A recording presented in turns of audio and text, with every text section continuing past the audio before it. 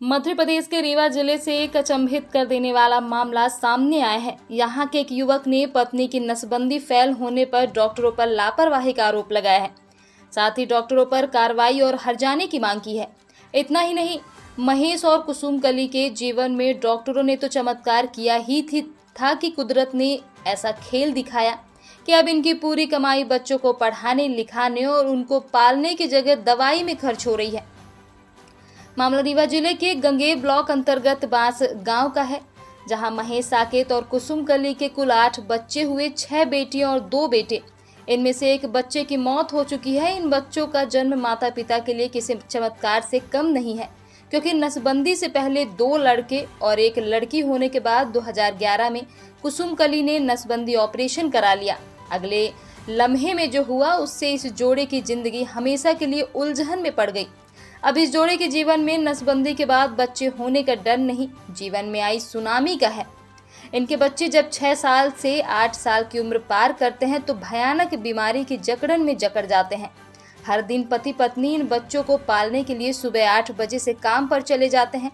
पड़ोसी ही इन बच्चों की देखभाल करते हैं। दोनों परिवार को पालने के लिए गांव में ही मजदूरी का काम करते हैं। जब 3 बच्चे हो गए थे तो महेश ने अपनी पत्नी कुसुमकली का नसबंदी ऑपरेशन लालगांव के प्राथमिक स्वास्थ्य केंद्र पर कैंप में 9 जनवरी 2011 को करवाया था। इसके बाद भी महेश की पत्नी कुसुमकली गर्भवती हो गई। इधर कुसुमकली को गर्भवती होने की जानकारी जब मोहल्ले के लोगों को हुई तो गांव के कुछ लोग इसे डॉक्टरों की लापरवाही मान रहे थे, तो कुछ ईश्वरीय चमत्कार। इस चमत्कार का चारों तरफ शोर मच गया, लेकिन पति महेश यह सोचने पर मजबूर था कि उसने अपनी पत्नी का नसबंदी का ऑपरेशन करा लिया था, इसके बावजूद पत्नी गर्भवती कैसे हो गई। रमेश ने डॉक्टर सहित ऑपरेशन करने वाले नर्सिंग स्टाफ की शिकायत भी की, लेकिन संबंधित अधिकारियों ने कोई कार्रवाई नहीं की और देखते ही देखते 2014, 2016, 2018, 2020 और 2023 में कुल 5 बच्चे हो गए। डॉक्टरों पर कार्रवाई और हर्जाने की मांग। महेश बताते हैं कि परिवार की हालत ठीक नहीं है। 2 बच्चे पहले ही हो चुके थे, अन्य संतान का बोझ वह नहीं उठा सकता था, इसलिए पत्नी ने नसबंदी कराने का फैसला लिया था, परंतु नसबंदी कराने के बाद भी उसे संतान पैदा हो गई। इसमें डॉक्टर की लापरवाही निकलकर सामने आई है। ऑपरेशन करने वाले डॉक्टर की शिकायत कई बार की, परंतु उसकी सुनवाई नहीं हुई।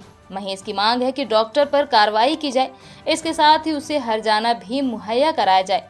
रहने के लिए घर नहीं, दवाई बोझ अलग से।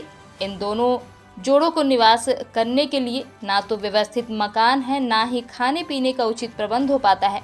दोनों पति पत्नी बच्चों को पालने के लिए सरकारी जमीन में कच्ची दीवार के ऊपर पॉलीथीन के तिरपाल में रहते हैं। मेहनत मजदूरी से जो भी पैसा मिलता है उसी से बच्चों की दवाई कराते हैं। किसी तरह का सरकारी लाभ भी नहीं मिल रहा है।